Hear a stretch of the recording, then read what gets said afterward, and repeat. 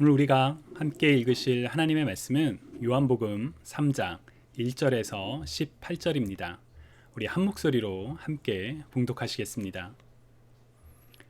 그런데 바리새인 중에 니고데모라 하는 사람이 있으니 유대인의 지도자라. 그가 밤에 예수께 와서 이르되 랍비여, 우리가 당신은 하나님께로부터 오신 선생인 줄 아나이다. 하나님이 함께 하시지 아니하시면 당신이 행하시는 이 표적을 아무도 할 수 없음이니이다. 예수께서 대답하여 이르시되 진실로 진실로 내게 이르노니 사람이 거듭나지 아니하면 하나님의 나라를 볼 수 없느니라. 니고데모가 이르되 사람이 늙으면 어떻게 날 수 있사옵니까? 두 번째 모태에 들어갔다가 날 수 있사옵니까? 예수께서 대답하시되 진실로 진실로 내게 이르노니 사람이 물과 성령으로 나지 아니하면 하나님의 나라에 들어갈 수 없느니라. 육으로 난 것은 육이요 영으로 난 것은 영이니 내가 내게 거듭나야 하겠다 하는 말을 놀랍게 여기지 말라. 바람이 임의로 불매 내가 그 소리는 들어도 어디서 와서 어디로 가는지 알지 못하나니 성령으로 난 사람도 다 그러하니라. 니고데모가 대답하여 이르되 어찌 그러한 일이 있을 수 있나이까? 예수께서 그에게 대답하여 이르시되 너는 이스라엘의 선생으로서 이러한 것들을 알지 못하느냐?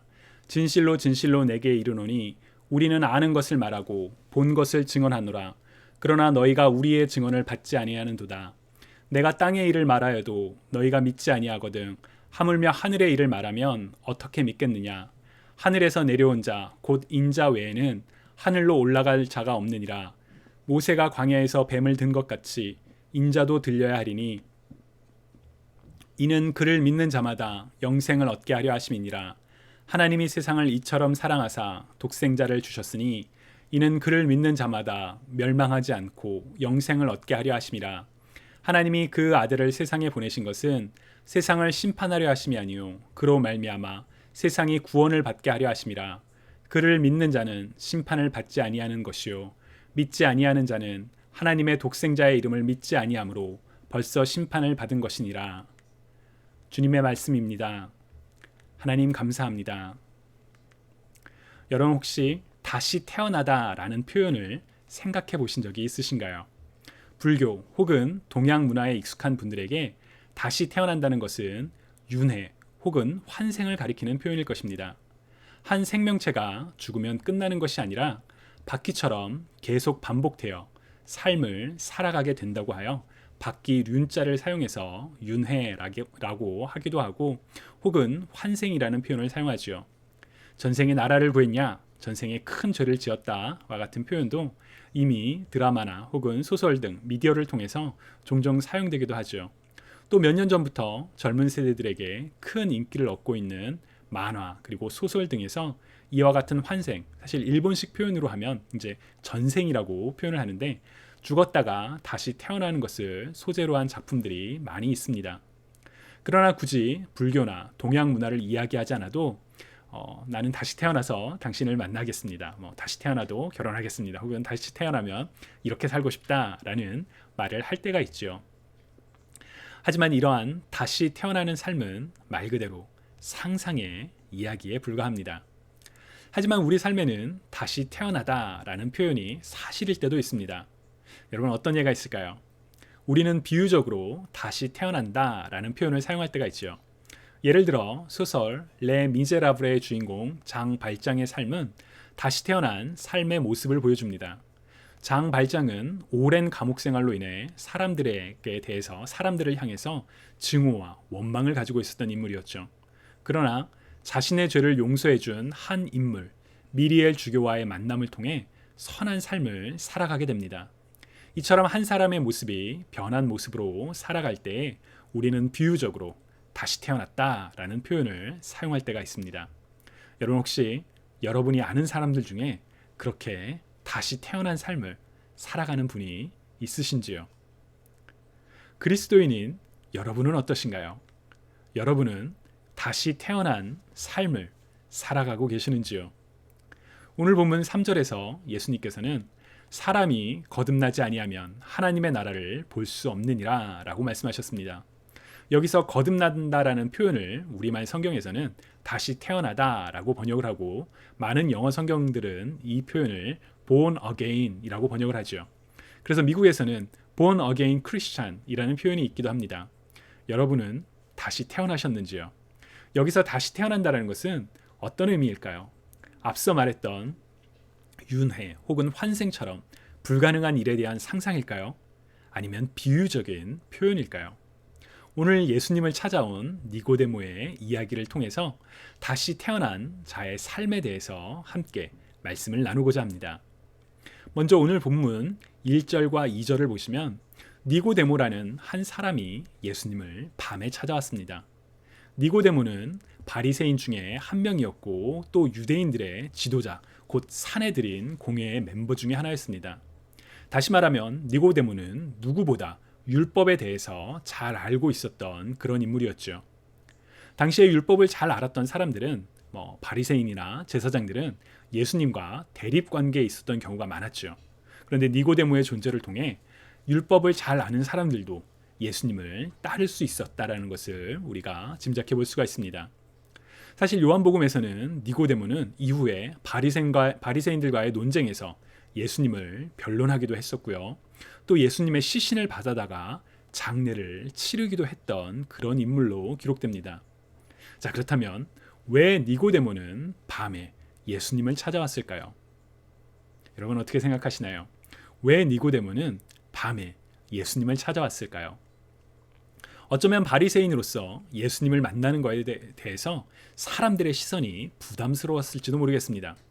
혹은 예수님과 보다 깊은, 정말 이렇게 방해받지 않고 이야기를 나누기 위해 일부러 사람들을 피해서 밤에 온 것일 수도 있지요. 또는 어두컴컴한 밤에 찾아왔다는 것은 그가 비록 율법은 잘 알았지만 예수님을 알아보지는 못했던, 영적으로는 어두웠던 그의 모습을 상징적으로 보여주는 것은 아닐까 싶기도 합니다. 우리는 정확한 이유는 알 수는 없지만 니고데모가 밤중에 예수님을 찾아와서 이렇게 말합니다. 랍비여, 우리가 당신은 하나님께로부터 오신 선생인 줄 아나이다. 하나님이 함께 하시지 아니하시면 당신이 행하시는 이 표적을 아무도 알 수 없음이니이다 라고 이야기를 합니다. 비록 예수님을 스승을 뜻하는 랍비라고 부르고 있지만, 메시아, 하나님의 아들이라는 표현이 아니라 랍비라고 부르고 있지만, 니고데모는 예수님이 하나님으로부터 온 특별한 존재라는 것을 알고 이렇게 말을 했습니다. 이에 예수님께서는 니고데모는 물론 모든 믿는 자들에게 놀라움과 그리고 기쁨이 되는 복된 소식을 선포하십니다. 바로 3절입니다. 우리 우리말 성경으로 한 목소리로 한번 같이 읽어볼까요? 시작. 예수께서 그에게 이렇게 말씀하셨습니다. 내가 진실로 진실로 내게 말한다. 누구든지 다시 태어나지 않으면 하나님 나라를 볼 수 없다. 아멘. 하나님 나라를 본다는 것은 하나님 나라의 시민이 된다는 것입니다. 즉 예수님께서는 하나님 나라에 들어갈 수 있는 방법을, 복된 소식을 니고데모에게 말씀해 주셨습니다. 하나님 나라를 보기 위해서는 다시 태어나야 한다는 것이죠. 자, 그렇다면 다시 태어난다는 것은 어떤 것일까요? 여러분, 어떻게 하면 우리가 다시 태어날 수 있을까요? 그래서 사실 니고데모가 묻습니다. 바로 4절이죠. 니고데모가 이르되 사람이 늙으면 어떻게 날 수 있사옵니까? 두 번째 모태에 들어갔다가 날 수 있사옵니까? 라고 질문을 하지요. 니고데모는 예수님께서 말씀하신 다시 태어난다는 것을 문학적인 비유로 받아들이지 않았습니다. 다시 태어나는 것이 실제적인 어떤 것이라고 생각을 했죠. 그러나 사람이 다시 엄마 뱃속에 들어가는 것이 불가능하기 때문에 불가능하다고 생각했기에 그게 어떻게 가능합니까? 라고 예수님께 물었습니다. 이에 예수님께서는 이제 5절부터 오늘 우리가 함께 읽었던 18절에 이르도록 사람이 어떻게 다시 태어날 수 있을지에 대해서 말씀해 주셨습니다. 보통 우리는 그 요한복음 3장 16절, 곧 하나님이 세상을 이처럼 사랑하사 독생자를 주셨으니 이는 그를 믿는 자마다 멸망하지 않고 영생을 얻게 하려 하심이라, 이 말씀이 너무나도 중요하고 또 너무나도 좋기 때문에 이 부분에 집중하지만, 곧 예수 그리스도를 믿는 믿음으로 다시 태어날 수 있다고 쉽게 생각하지만 예수님께서 니고데모에게 하셨던 말씀은, 오늘 우리가 읽은 본문은 더욱 깊은 내용들이 사실 담겨 있습니다. 바로 삼위일체 하나님께서 인간의 다시 태어남을 위해서, 중생을 위해서, 다시 말하면 인간의 구원을 위해서 무엇을 하고 계시는지 구체적으로 기록하고 있기 때문입니다. 저는 성경을 읽으면서 우리가 이제 집중해야 하는, 관심을 둬야 하는 가장 중요한 것은, 우리의 첫 번째 관심은 바로 하나님을 만나는 것이라고 믿습니다. 살아계신 하나님의 말씀인 성경을 통해, 모든 믿는 자들에게 주신 완전한 계시인 성경을 통해 우리는 하나님을 만날 수 있기 때문입니다. 그래서 하나님께서 어떤 분이시며 어떠한 인류를 하고 계신지를 아는 것은 성경을 읽는 우리의 첫 번째 목적이 되어야 한다고 생각합니다. 그리고 가능하다면 세 분이면서 한 분이신 성부, 성자, 성령 하나님을 만나는 것이 정말 세 분이며 한 분이신 하나님의 완전한 관계를 통해서 하나님의 하나님 되심을 발견하고 아는 것이 참 중요한 일이라고 생각합니다. 그런데 오늘 우리가 읽은 본문에서 예수님께서 인간이 다시 태어날 수 있도록 일하시는, 행하시는 삼위일체 하나님의 조화로운 동역을 우리들에게 말씀해 주십니다. 먼저 5절에서 8절을 통해 우리는 성령 하나님께서 어떠한 일을 행하시는지를 알 수가 있습니다. 예수님께서는 사람이 물과 성령으로 나지 않으면 하나님의 나라에 들어갈 수 없다라고 하셨습니다. 거듭나는 것, 다시 태어나는 것은 바로 성령으로 인하여 나는 것이라고 말씀하셨습니다. 그런데 도대체 성령으로 인하여 나는 것은 무엇일까요? 예수님께서는 8절에서 바람이 임의로 불매 내가 그 소리를 들어도 어디서 와서 어디로 가는지 알지 못하나니 성령으로 난 사람도 다 그러하니라 라고 말씀하셨습니다. 저는 사실 이 표현을 읽으면서 이게 도대체 무슨 뜻일까? 많이 참 이렇게 어려웠어요. 사실 이 표현에는 중의적인 두 가지 의미가 중첩되어 있습니다. 먼저 바람과 성령으로 번역된 단어가 사실 원어에서는 같은 단어입니다. 히브리어에서는 루아흐, 그리고 그리스어에서는 푸뉴마, 모두 성령으로 번역되는 단어이지만 동시에 바람을 뜻하는 단어들입니다. 그래서 한국어 번역에는 바람과 성령으로 각각 구분되어 있지만 원어로는 모두 같은 단어가 사용됩니다. 즉 푸뉴마가 임의로 불매 내가 그 소리를 들어도 어디서 와서 어디로 가는지 알지 못하나니 푸뉴마로 난 사람도 다 그러하니라 와 같은 표현이죠. 바람이 임의로 불매, 성령이 임의로 불매, 성령으로 난 사람도 다 그러하다. 또 두 번째로 우리는 바람을 볼 수가 없지요. 그러나 바람의 존재를 느낄 수가 있습니다. 과학자들은 기압의 차이로 인해 바람이 발생한다라고 설명하지만 우리의 감각으로는 바람이 어디서 와서 어디로 가는지 우리는 사실 알 수가 없습니다. 우리가 바람을 이해할 수는 없지만 분명히 바람이 존재하는 것처럼 우리는 성령으로 나는 것, 곧 다시 태어나는 것이 어떠한 것인지 이해할 수 없지만 분명히 일어나는 것임을 알 수 있습니다. 다시 말하면 성령 하나님께서 행하시는 일을 우리는 다 이해할 수는 없지만 성령 하나님으로 인해 우리는 다시 태어나게 됨을, 곧 거듭나게 된다는 것을 알 수가 있지요. 바로 성령 하나님께서 행하시는 일이십니다. 두 번째, 성자 하나님, 곧 예수님을 만날 수가 있습니다. 성령으로 거듭나는 것에 대하여 니고데모가 어떻게 그런 일이 있을 수 있냐라고 주님께 묻자 예수님께서는 성자 하나님께서 행하시는 일을 알려주셨습니다. 바로 13절에서 15절입니다. 우리 한 목소리로 같이 한번 읽어볼까요? 하늘에서 내려온 곧 인자 외에는 하늘에 올라간 자가 없느니라. 모세가 광야에서 뱀을 든 것 같이 인자도 들려야 하리니 이는 그를 믿는 자마다 영생을 얻게 하려 하심이니라. 아멘. 예수님께서는 인자, 곧 사람의 아들이신 예수님께서 하늘로부터 내려왔으며 다시 하늘로 돌아가게 될 것임을 말씀하셨고, 이어서 모세가 광야에서 뱀을 들었던 것처럼 인자도 역시 들려야 한다라고 말씀하셨습니다. 사실 어떻게 보면 너무 수수께끼 같죠. 그러나 민수기 21장에서 이스라엘 백성들의 이야기를 생각해보면 이 모습이 어떤 것을 가리키는지 우리가 짐작할 수가 있습니다. 이스라엘 백성들은 민수기 21장에서 하나님과 모세를 향하여 원망하며 불평했었습니다. 이에 불뱀으로 인하여 심판을 받게 되었을 때 이제 그 하나님께서 불뱀을 만들어 장대 위에 매달아 물린 자마다 그것을 보면 살 것이라고 말씀해 주셨죠. 그래서 모세는 하나님의 말씀대로 노추로 뱀을 만들어 장대 위에 놋뱀을 매달았습니다. 뱀을 보면 살 것이라는 말을 믿은 사람들, 다시 말하면 하나님의 말씀을 믿은 사람들은 뱀에 물려도 죽지 않았습니다. 살았죠.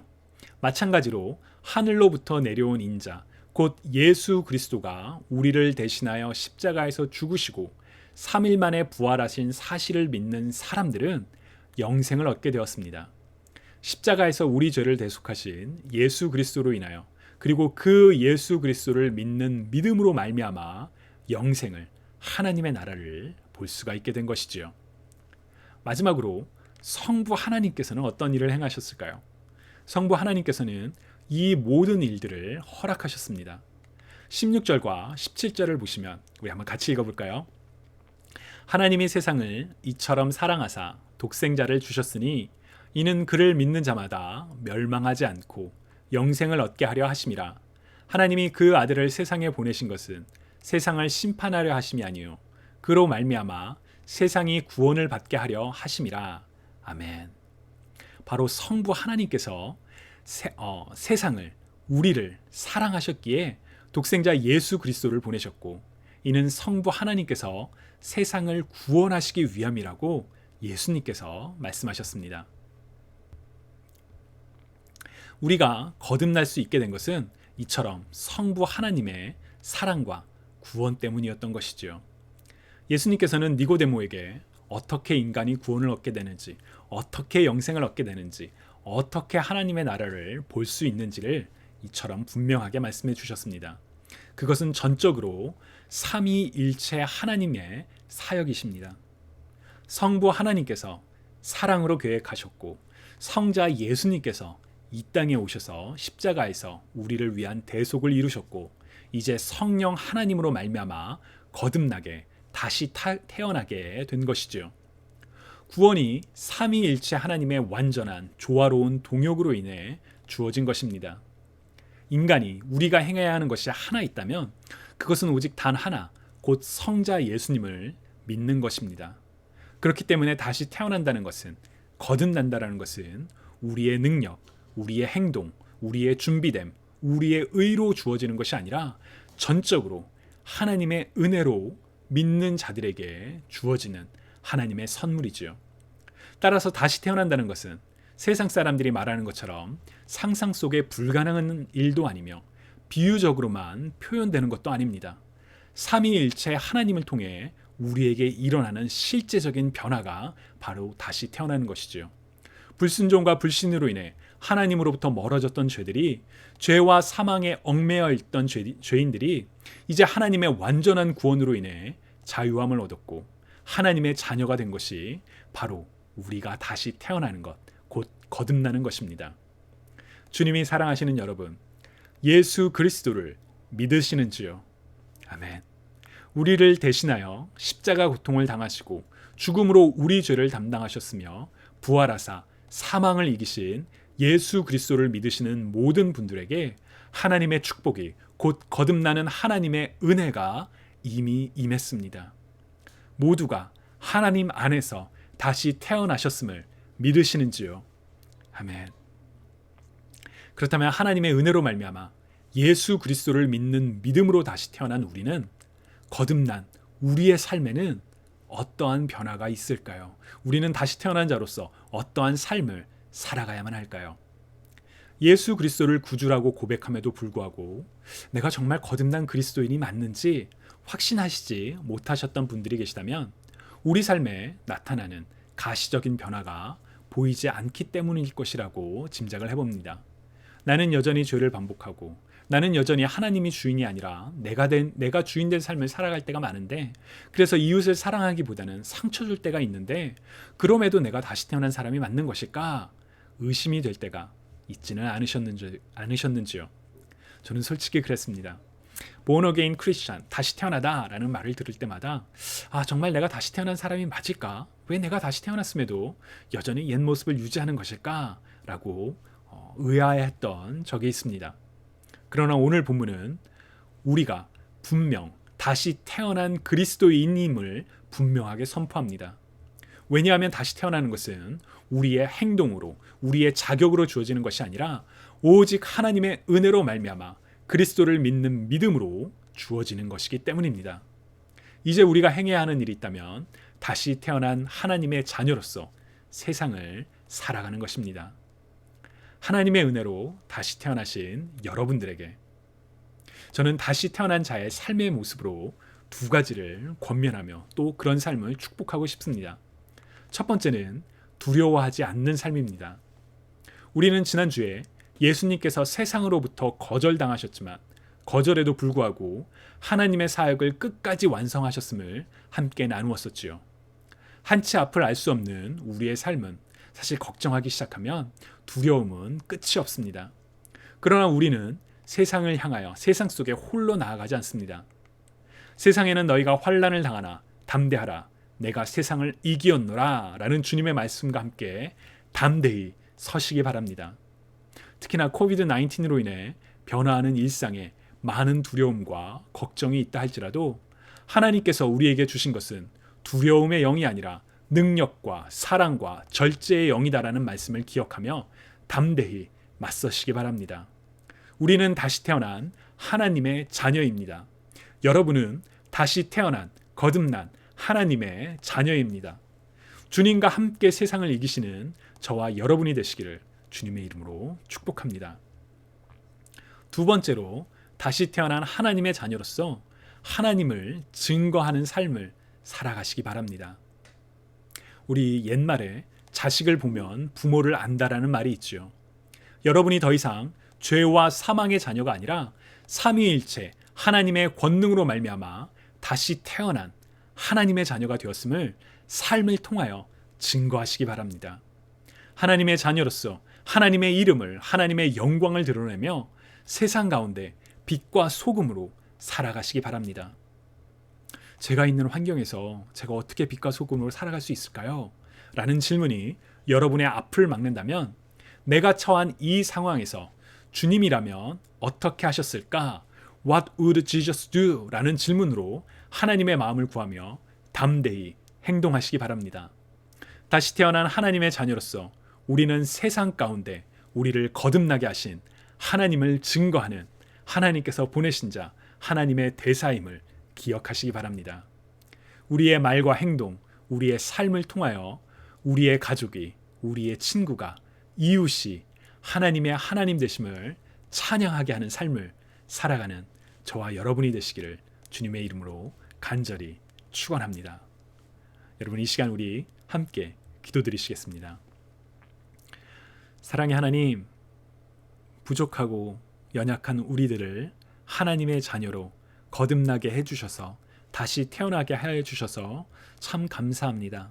성부 하나님, 성자 예수님, 성령 하나님의 완전한 조화로운 동역 속에 우리가 다시 태어났음을 믿으며 감사드리며 하나님께 나아갑니다. 이제 다시 태어난 자녀로서 하나님 우리가 세상 가운데 두려움 없이 세상을 이기신 주님과 함께 담대히 일어서게 하옵시고 정말 하나님께서 우리에게 주시는 능력과 성령과 정말 생명의 영으로 세상 가운데 나가게 하옵시며 또한 우리가 세상 가운데 빛과 소금으로 하나님을 증거하는 삶을 살아갈 수 있도록 주님 우리에게 하나님의 사랑과 하나님의 능력과 모든 것을 더하여 주옵소서. 이제 다시 태어난 하나님의 자녀로서 세상 가운데 두려움 없이 담대히 하나님을 증거하며 살기를 원하는 모든 하나님의 자녀들에게 우리 주 예수 그리스도의 은혜와 우리 주 아버지 하나님의 사랑과 성령 하나님의 교제하심이 지금부터 영원토록 함께 있기를 간절히 기도합니다. 아멘.